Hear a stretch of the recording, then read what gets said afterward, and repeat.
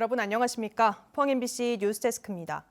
화물연대가 무기한 총파업에 들어갔습니다. 안전운임제 지속 추진과 적용 품목 확대 여부를 놓고 화물연대와 정부가 입장차를 좁히지 못하고 있어 파업이 장기화할 수 있다는 전망이 나옵니다. 박성아 기자입니다. 포항 철강공단 내 도로에 대형 화물차들이 늘어섰습니다. 이번 총파업에 참여하는 화물차들입니다. 화물연대는 오늘 출정식을 열고 총파업에 들어갔습니다. 화물연대 측에 따르면 이번 총파업에 포항 지역에서는 조합원 2천여 명이 참여하고 있습니다. 화물연대는 올해 종료되는 안전운임제를 지속 추진하고 적용 품목도 철강, 자동차 등으로 확대할 것을 요구하고 있습니다. 파업 직전 정부가 내놓은 안전운임제 3년 연장 방안은 꼼수로 규정했습니다. 안전운임 제도만이 화물 노동자를 보호할 수 있는 유일한 법제도입니다. 이 요구안이 간철될 때까지 결코 총파업의 깃발을 내리지 않을 것입니다. 정부는 강경 대응 기조를 유지하고 있습니다. 원희룡 국토교통부 장관은 화물연대의 운송 거부가 계속되면 운송 개시 명령을 실행할 수 있다고 밝혔습니다. 운송 개시 명령이 발동된 사례가 없습니다마는 5달 만에 다시 명분 없이 일방적으로 운송 거부에 나서는 이러한 악순환 고리는 이번 기회에 반드시 끊어야 한다는. 포항 철강공단 내 기업들은 물류 차질 장기화 가능성을 우려하고 있습니다. 현대제철 포항공장은 오늘 하루 출하량인 8,000톤의 물량이 모두 나가지 못했습니다. 포스코 포항제철소는 태풍 흰남노 침수 피해로 제품 출하량은 많지 않지만 현재 진행 중인 수해 복구 관련 자재와 설비 반입을 화물연대 측에 요청한 상태입니다. 경찰은 운송 방해와 차로 점거 등 불법 행위가 발생할 경우 조사를 통해 처벌할 방침이라고 밝혔습니다. MBC 뉴스 박성아입니다. 포스코 포항제철소는 지난 9월 초 태풍 흰난로 당시 최악의 침수 피해를 입었는데요. 피해 복구 현장이 70여일 만에 처음으로 언론에 공개됐습니다. 곳곳엔 재난 흔적이 남아 있었지만 복구는 빠르게 진행되고 있었습니다. 이규설 기자입니다. 지난 9월 6일 태풍이 몰고 온 기록적인 폭우는 포항제철소를 물바다로 만들었습니다. 620만 톤의 물이 제철소를 덮치면서 쇳물 생산이 중단되는 초유의 일이 벌어졌고 용광로의 불꽃도 사라졌습니다. 수해 70여일 만에 포스코는 제철소 내부를 처음으로 기자들에게 공개했습니다. 멈췄던 도로에서는 다시 시뻘건 쇳물이 흐르고 있었습니다. 1열형 공장에서는 거대한 막대 모양의 슬라브를 롤러 테이블 위로 이동시키며 얇게 펴는 작업이 한창이었고 지하가 완전 침수돼 토사 제거에만 한 달이 걸린 2열형 공장도 빠르게 예전 모습을 되찾고 있었습니다. 완전 복구에 최소한 몇 년이 걸리고 제철소를 다시 짓는 게 낫다는 소문도 나돌았지만 현장의 복구 작업은 빠르게 진행되고 있었습니다. 설비가 물에 잠겨 있는 상황에서요. 발을 구르면서 눈물을 흘리는 우리 직원들을 보면서 제가 포스코는 아직 살아있다. 아직 희망이 있다고 생각했어요. 현재 1열형과 1내년 등 7개 공장이 정상화됐고 연말까지 18개 공장 가운데 2열형 공장을 포함한 15곳이 복구됩니다. 모든 공정의 정상 가동은 내년 2월로 예상됩니다. 멈췄던 공장들이 하나둘씩 재가동되면서 직원들은 자신감을 되찾았고 차갑게 식었던 지역 정제도 조금씩 온기를 되찾고 있습니다. MBC 뉴스 이규설입니다.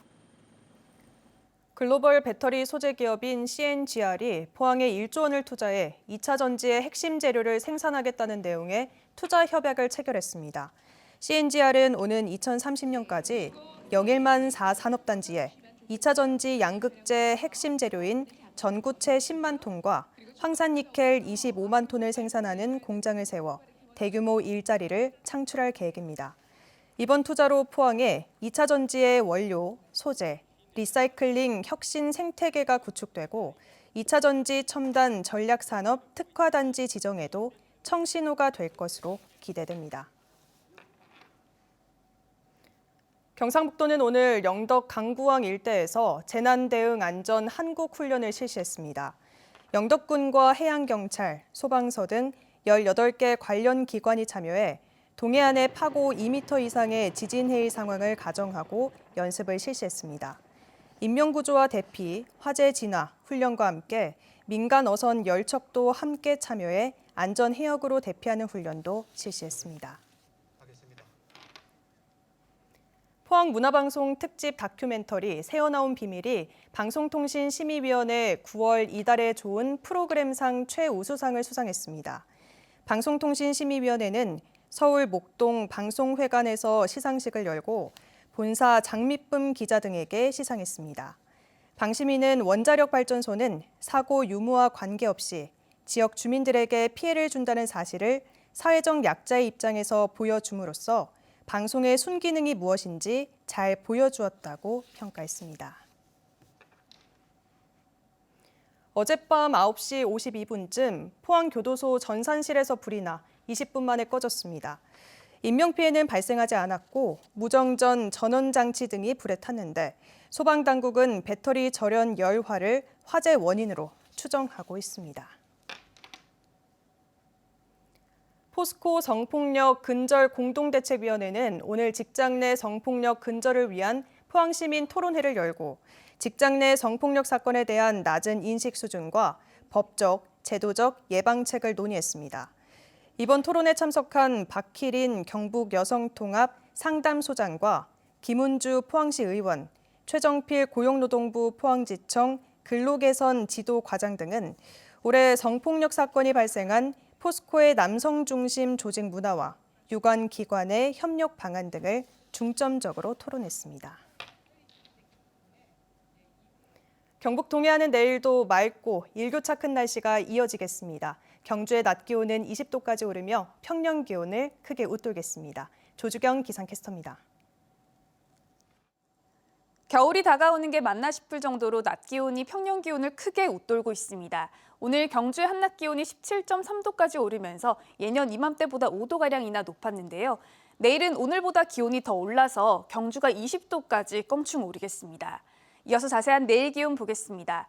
내일 아침에는 2도에서 7도 분포로 오늘보다 비슷하게 시작하겠고요. 한낮 기온은 19도에서 20도까지 오르면서 오늘보다 3도에서 4도가량 높겠습니다. 울릉도와 독도의 아침 기온은 울릉도 12도, 독도 14도로 시작하겠고요. 한낮에는 울릉도 18도, 독도 17도까지 오르겠습니다. 동해바다의 물결은 0.5에서 최고 4m까지 다소 높게 일겠습니다. 다음 주 월요일과 화요일에는 비 소식이 있겠습니다. 날씨였습니다. 배터리 선도도시 포항국제컨퍼런스 2022 행사가 오늘 포스코 국제관에서 열렸습니다. 이번 컨퍼런스에서는 차세대 양극재 기술과 사용 후 배터리 리사이클링뿐만 아니라 차세대 리튬 2차 전지 등에 대한 전문가들의 강연과 토론이 이어졌습니다.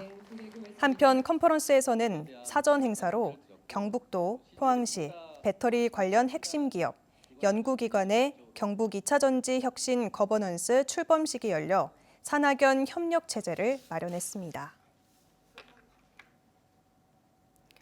코로나19 확진자 증가세가 계속되는 가운데 경북에서 오늘 사망자가 10명 추가 발생했습니다. 신규 확진자는 경북 2,990명으로 지난주 같은 요일에 비해 228명 늘었습니다. 코로나19 전담치료 병상 가동률은 38.9%로 14,200여 명이 격리 치료 중입니다. 포항해경은 여객선에 타고 있던 응급 환자 40대 남성을 경비 함정을 이용해 인근 병원으로 옮겼다고 밝혔습니다. 오늘 새벽 1시 38분쯤 영덕군 축산 남동방 약 37km 해상에서 11,000톤급 여객선에 타고 있던 40대 남성이 발작 증세를 보인다는 신고를 받고 경비 함정을 이용해 A씨를 인근 병원으로 이송했습니다. 한전 재정 악화로 한전채를 확대하는 한전법 개정안이 국회에서 통과된 데 대해 에너지전환포럼은 전기요금 정상화가 근본적인 해법이라고 지적했습니다. 에너지전환포럼은 한전 적자의 근본적인 원인은 원가 이하의 전기요금이라면서 불합리한 전기요금 할인이나 전기요금 상한제 등을 없애고 전력 판매 시장을 개방해 원가가 전기요금에 반영될 수 있도록 하는 구조 개선이 필요하다고 밝혔습니다. 또 이와 같은 근본 대책 없는 한전의 사채 발행은 기업들의 자금난을 키운다고 밝혔습니다.